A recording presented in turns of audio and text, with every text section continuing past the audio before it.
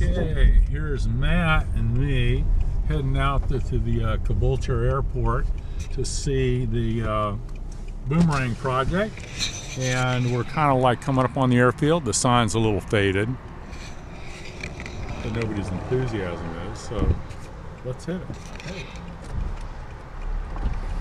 All right, Caboolture Airfield. We are arrived. We got two grass runways here. Nice bunch of hangars.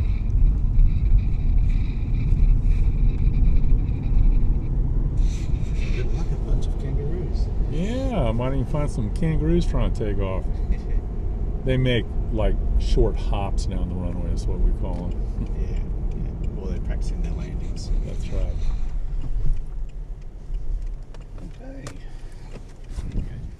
Oh, we'll check out the Sheet metal side. sheet metal center section and stuff. All right, so what do we got? We got, looks like a front spar center section That's right. Wing center section front spar. web. It's just in the jig with the spar caps in place. All set up, temporarily bolted to make sure that everything is in the right position before the riveting happens. And we haven't started on mine. This one's for Judy Pay. That's right. This is Judy Pay and Dick Kerrigan's wing center section. Good. For their Boomerang number 249 down in Victoria. So it's using all new components. So new web skin, new spar caps made by Precision Airmotive down at Wangaratta. Oh, really? Oh, they made the Yes. yeah, okay. So you had a set made at the same time, Right. which are next door. Great. So this is how they're all going together. Awesome. So all the shelves are pretty much marked with what your parts are. You'll see KW Oh, yeah, yeah. on the shelf, and it's marked with duties and dicks. So quite a few of your pieces. Like aileron things or Yeah, that's undercarriage up block. undercarriage, Down okay. here we've got elevator bell cranks, throttle mixture control levers, the main torque tube. Induction system. Yeah, there's the oil cooler ducting that comes through the cockpit. A lot of these sheet metal's been repaired initially. It's just waiting for the final restoration work. Yeah, this shelf on the top is a lot of my spares of new sheet metal parts and hydraulic samples of old pipes. Next shelf down is a lot of Judy Pay Dick Kerrigan's new parts for their wing center section. Okay. Yep. And leading edges as well for the wing center section. The irony, Kermit, is that your Boomerang number 174 that came out of New Guinea, Right. a lot of the parts from that, when it was recovered, went both to New Zealand and Australia. Huh. So some Australian collectors back in the 70s ended up with some parts from 174. I'll be darned. Was that Charles Darby that got that out of Yes. there? Yeah, okay. That's where I bought it from. Yeah, and there were other people involved with Charles in recovering the aeroplane that also Got pieces and parts as well. Yeah. So this leading edge here is actually off your aeroplane 174. Oh, I'll be darned. But it's been in Australia since the 70s.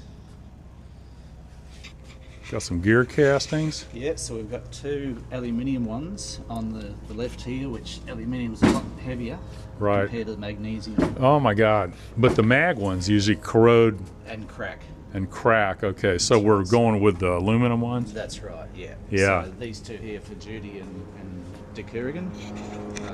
Your two brand new aluminium castings. Next door, they still need machining work, but they're probably good to go. How much more do they weigh a piece? I haven't done the actual weight. Yeah. That's probably the magnesium's 2/3 the weight of the. Yeah. Okay. I'll be darned. Yeah. Fortunately, I have a really trim figure. That won't be a problem with that 1830 up front. No. More parts for Judy and Dick through here. So yeah, a lot of the original castings which have passed muster to come back in. Of course, those are easy to machine up if you had to, but these are just part channel sections for the center section front spar. That's right. Yes. Yeah. You essentially have these blocks mounting into these. And what are the blocks for? Are the bolts go in there? Or? Yeah, it's part of the change from Wirraway to Boomerang. So these bolt through there, and then you've got this block. You've got the web spar of the wing centre section Right. in between there, and that's the joggle for the spar cap. Hmm. This one's bolting on the front of that whole assembly, so you've got through bolts through all of this. Oh, I see. This is like attached to the fuselage? That's right. I'll so, be darned, so there are okay. the fuselage connections there. So, so you mentioned from the Wirraway to the Boomerang. Explain that a little bit. Okay, the designers... The of Wirraway was first. The Wirraway was first, and its fuselage mounting position was behind the front spar. Right. So this channel section's different in a Wirraway. It's got another block that's actually in that position. Right. For whatever reason with the Boomerang, they wanted to move the fuselage connection forward of the front spar. Mm-hmm. So they kept the initial concept of all this structure behind and put this here so that those loads coming down from the fuselage now could be transferred back through the spar and all this Okay. structure. But just from a historical point of view, explain the history of the Wirraway, which Right. came from the NA-16 That's that right. they borrowed. Yeah. And then they copied, the NA-16 went off and became the Wirraway in Australia, and the North American, the NA-16 became the T6. Exactly. Right. And That's so right. that was around in what period of time? Mid-30s. Mid-30s. Yeah, about 35, 30, 36? 35, 36. Okay. And from the newly formed Commonwealth Aircraft Corporation all around the world for an aircraft design that they could actually choose to build Right. in Australia Right. as the first production airplane. Okay. They came up with the North American NA-16 design. Right. And so that license was bought from North American along with the engine for the Okay. the Pratt & Whitney Wasp. And originally, was it a geared engine? Yes. Okay. Yep. Later in the Harvard, of course, became a direct drive. Right. Yeah. Right. Okay. So, but the NA-16 was geared. It was, yes. Okay. Yeah. So from that NA-16, what time period then did they, the Wirraway was 35, 36?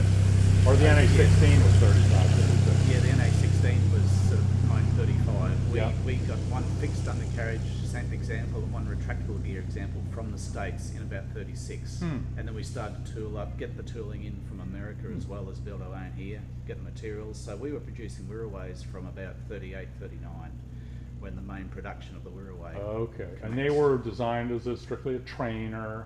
Well, the idea was to have some sort of an interceptor as well, Okay. which Okay. the Wirraway Yeah. or the Harvard don't really pass muster. No, but at the But time, It incorporated advanced Yes. technologies for that day. You had Right. hydraulically operated retractable gear. right. You had a Dive flaps. a monocoque aluminium wing, so Right. no struts. Okay. no At the time, bracing. they were pushing the boundaries, They but were. soon they got surpassed in a hurry. Very quickly. Yeah. So then, okay, so if 39 or so the Wirraway was around, then how did Yes. the Boomerang come about?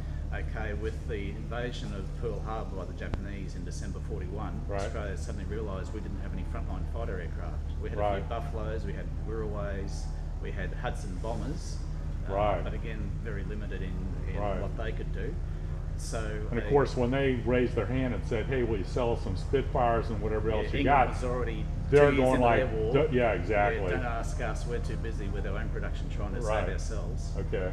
And America had only just entered the war, so they couldn't release Yeah. P-40s or Yeah. anything else that they, P-39s, things that they had. So Australia was isolated, Right.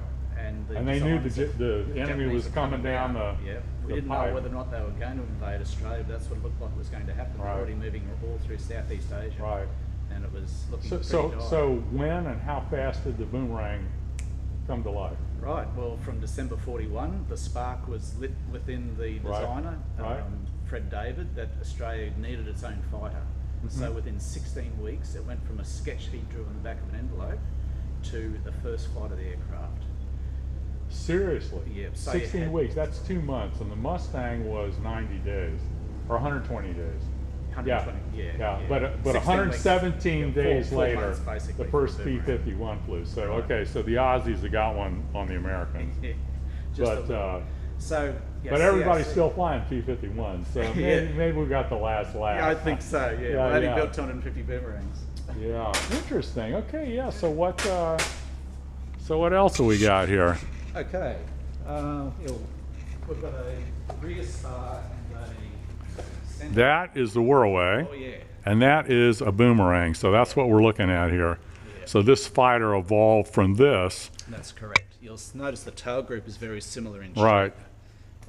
So there's a- what exactly is usable on both airplanes? Not a lot. Not a lot. It'll look similar, but they've changed the design when Right. they realised an aeroplane with twice the horsepower. So you've got a Pratt & Whitney R1830 of 1200 Right. horsepower versus the R1340 of 600 horsepower. Half. You got higher speeds and Right. higher weights as well. So when the designers started looking at trying to use Wirraway parts in the Boomerang, Right. it just wasn't going to pass muster. Right. So you'll have the similar parts in your hand, but you'll notice there will be some minor differences. Okay. between them. Okay. So yeah, not a lot of compatibility. Undercarriage legs, yes. Parts in the centre section, some ribs and parts in the tail group. Yeah, Are the they're fuel compatible. tanks similar? Yes, they're the same aluminium tank. The Boomerang had self-sealing rubber put over. Okay. Yeah, but essentially the same tank underneath. But some of the cockpit controls are similar but different. Tail wheel again, similar but different. Yeah, there was just this whole evolution, and it's compressed into that 16-week time period of design where all this was Good. done. And we're going to give Gavin Conroy a photo credit here, 2015. So, Yeah, good on you, Gavin. It was a lovely picture taken near Temora. Both of these aircraft in the photo are operated by the Temora Aviation Museum. oh, great.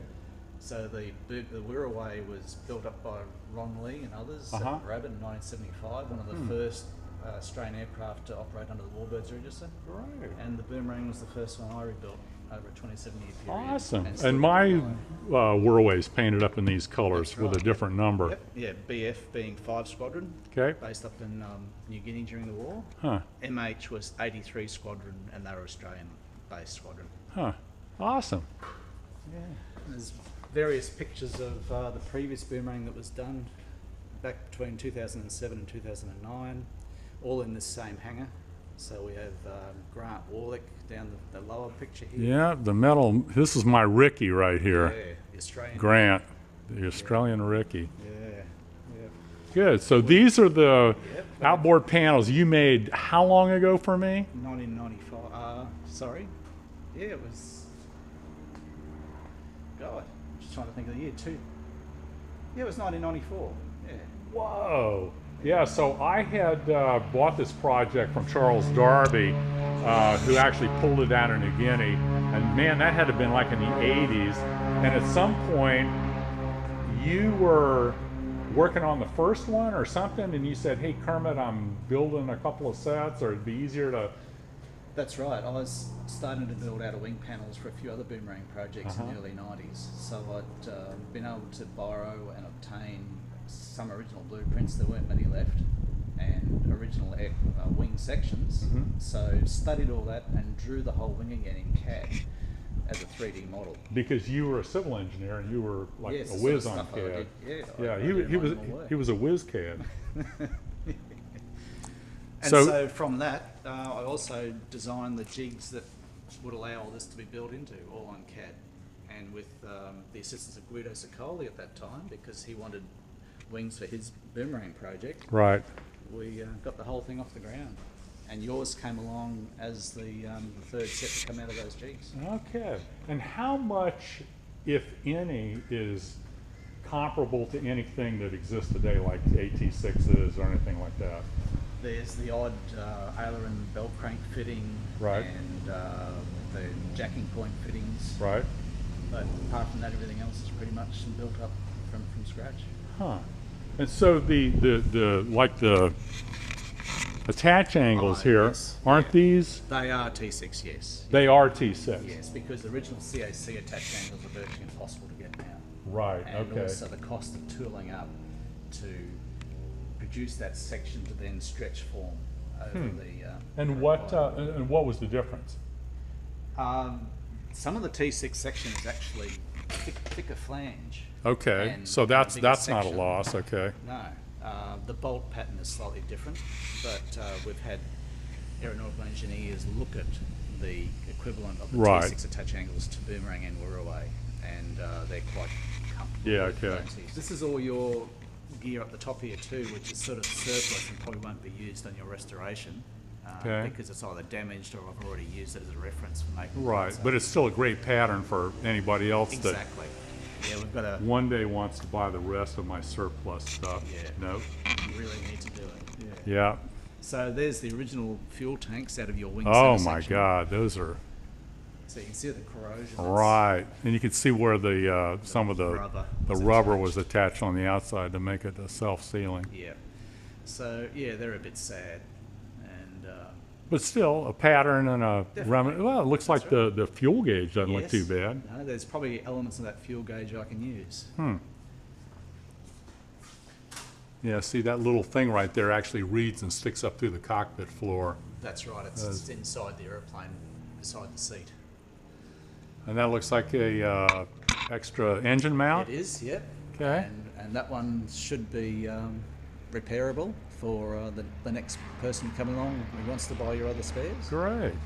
Parts of the original rear fuselage frame of number 174, which was the New Boomerang Guinea or airplane. New Guinea, Yeah, and that airplane had got, it was in an accident, flipped over, kind of bent the rollover piece and stuff. That's But the right. guy got out okay. Yeah, he did. Yeah, minor injuries. We've got a shelf here full of all your small parts as well. So there's a lot of different items there that some have been done up, some are just as removed, awaiting restoration. And you go back with the silver CAD? Yes. Yeah. Any cadmium plating as evidenced by these sort of bolts. Right. See, these days, everything is done in gold CAD. Yeah. Find an example here. Yeah, this one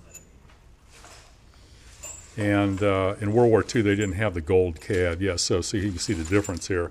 So when we, sorry about that. That's okay. You can replate them silver now. Exactly. But basically what we do is when we buy bolts, the bolts are exactly the same.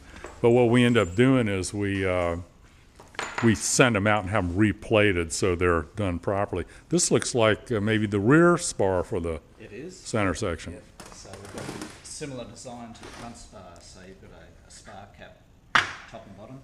All these are just laid over at the moment to Oh, I allow see, that to go okay. in place. So they're just some spar stiffeners on the rear side. And when they made up these pieces here, these all done on a press brake? Yes, they were. Okay. Done in O condition, so that it was relatively soft. And once in its shape, it was heat treated. And then once they heat treat it, do they keep it on ice and then make sure doesn't it twist a little bit? It does twist a little bit, but they've developed a process down at Precision Airmotor of Wangaratta where they just give it a little bit of a stretch as well. Okay. And to help realign, so as it age hardens, Right. it comes out pretty straight. Good. I've even noticed when I've removed original spar caps from the wartime production, when it's just sitting on the bench by itself, it'll have it, it'll be a curve. Really? It's just the way they work. Huh.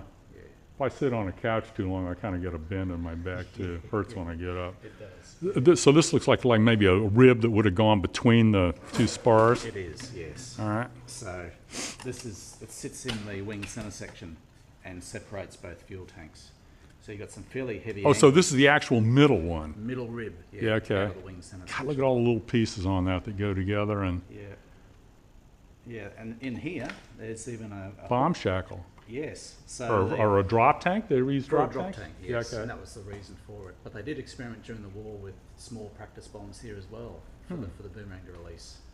So, okay, so it took them 16 weeks to get the first one out the door. Yeah. And then what was the history of like the From first there. squadron and when did they hit and what year was that when they came out? 41 or 42. 40?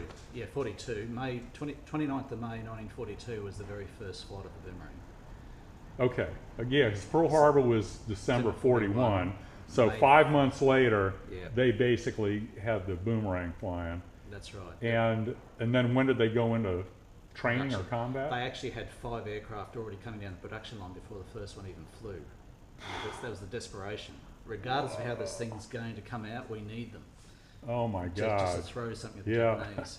That's desperate that's the definition of a true test pilot. I don't know how it flies, but here comes a zero. That's right. We'll give it a go anyway. Yeah. Oh my God. Yeah. So the factory initially had an order for 105 boomerangs from the Australian government. So they just did their best with material shortages and Oh my God. And manpower so where the shortages. engines they had to have gotten from America? They did. Yeah. Okay. I mean, But of course they were the same thing they were using on the Hudson. Beaufort. Well, we had the Beaufort under production in Australia as well at that time, so we'd bought the rights for them from the Bristol Aircraft Company in England. Really? Yeah, so the government was actually setting up to build Beauforts, twin-engine bombers, whereas the Commonwealth Aircraft Corporation was a private concern. It was a consortium of some of the largest companies in Australia that came together and saw a need for fighter aircraft and others. I would have thought the Beaufort would have had a Hercules on it, like a They did Bristol originally, but that didn't suit Australian production. fighter, or not a Bristol fighter, a Bow fighter. Yeah, the Beaufighter had the Hercules. Right. Right, the sleeve valve, yeah, like the pre-Centaurus. Yes. Yeah. Yeah, and I believe the Beauforts had Taurus motors in the Bristol Taurus sleeve valve. I'll be darned. But to build that in Australia just it wasn't practical. Right. So the Beauforts in Australia were re-engined and redesigned with the Pratt & Whitney 1830. With a better American engine. Yeah. But as it turned out, the Boomerangs didn't use any of the Australian-built 1830s. So all that production was assigned to the Beauforts. So we actually imported 1830s from America for all the Boomerangs. I'll be darned. So they were all Pratt & Whitney built engines, not CAC built engines. All right. Yeah.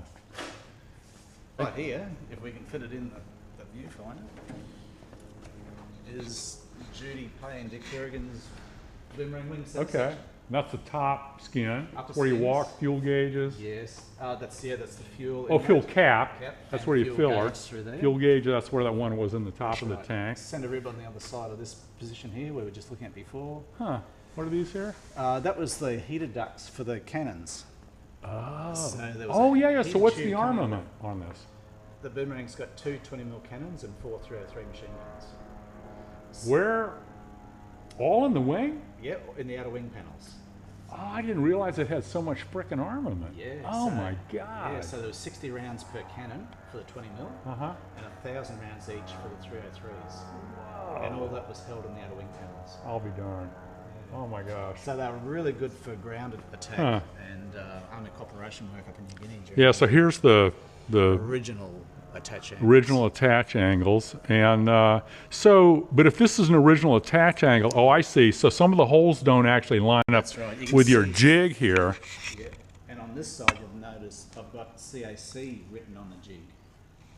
So at each of these points, there is a hole that lines up with the CAC. I attach see. angle. So you can put an original center section in here Yep. and hook it lock in up. place. But then when you do it with the new T6. T6, All the rest of the holes match the T6. I see. Okay. Yeah.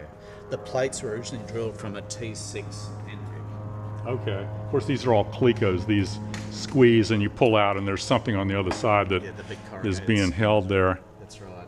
So obviously these skins will probably all be replaced. They will. There's Yeah. already new skins cut out. Okay. ready to take their But from a place. jig point of view, and let me ask you something. This is a pretty nice jig. Yeah. When you make the outer panels, can you utilize this jig? Yes, because this jig actually came from the outer wing panel jig anyway. Right. These end plates, which have all the drill holes for the attach angles, obviously they're going to be the same shape for the outer wing so that everything lines up and all the bolts go through. Right. So to make the center section jig, I grabbed these end panels from the outer wing panel jig and turned them around towards each other. So that now we have Yeah, it makes sense. the holders for the center section. And I know that all the bolt holes will line up Right. for the outer wing panels that are already built. And my assumption is when you made this piece, you just drilled it through the other end piece there. So these Exactly. both sides are exactly the They're same. identical, both those Okay. plates. And it's been confirmed with the attach angles too. All the attach angles that come for T6 are pre-drilled for the bolt holes, Right. but nothing in the riveting flange. That way you can bolt the new T6 attach angle in place on the jig exactly where it needs to be, and wherever the skin comes up against it, it can be drilled then to match the boomerang pattern. All these rivet spacings vary on Boomerang to Wirraway to T6. None of them are the same. Okay. But having all these original parts, we can now drill the T6 attach angles to match the Boomerang setup. Awesome. That's cool. So when you do an outboard panel, what do you actually do here to make that work? The whole jig will be dismantled. Right. So you have something that obviously bolts out on the tip to align the tip for the twist or. Yeah. The outer wing jig is like a big cube of steel. Right. So this one is only a single face with diagonal bracing. Right. The outer wing panel. Say diagonal bracing. Yeah. Oh, back here, I Yeah, see. so Okay, so to align any twist in the, that's right. I to see. Make sure that none of this is going anywhere. right. And so the other jig is obviously somewhere else. Yeah, well, the steel that we see here is part of that other jig. Right, okay. So all these pieces have been reused in the wing centre section. The only new pieces to make the centre section jig are these diagonal braces. Okay. So we can reassemble, it's like a transformer. Reassemble the steel back into the outer wing panel jig later on. So you see the underside of the top skin of the center section, there's all that little corrugated type stuff in there with some like little doublers there, you know, to That's right, stiffen things up. Stress engineers had come up with requirement for those near your centre rib for the loadings that it had to take. Of course, the corrugation too, that works very well in compression. It's your upper skin, Right, so you've got all the Right. loads, taking all those compressive loads through there. right. And there we've got the gear casting. Yeah, and that's magnesium as well. That's the original one out of it. It's just sitting there for Alignment purposes. Yes, yeah, just make sure that everything's going in. Well. Good.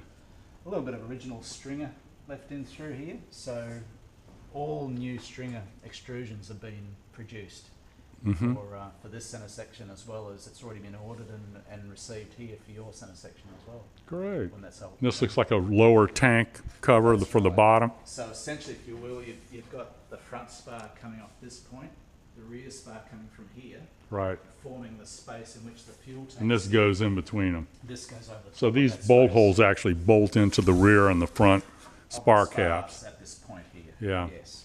So Interesting. It's there. And it's quite stressed too.